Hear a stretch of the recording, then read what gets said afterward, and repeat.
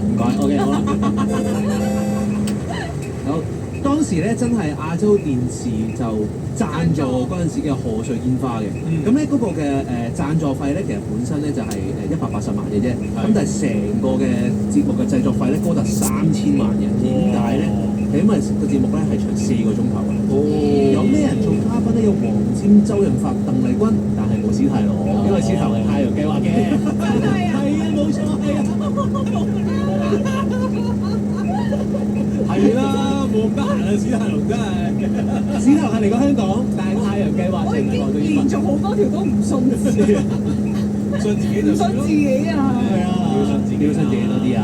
尤其是同港台有關嘅嘢，你個幾係真。因為頭先你一講嘅時候，我諗你會唔會就揀呢個咧？你會知喎，係咪？好似佢講得出佢係嚟香港做第二樣嘢喎。我哋仲要屈佢話佢巡迴啊，又唔知嚟2次啊咁樣。而當時咧無線電視咧就冇直播到，即係冇。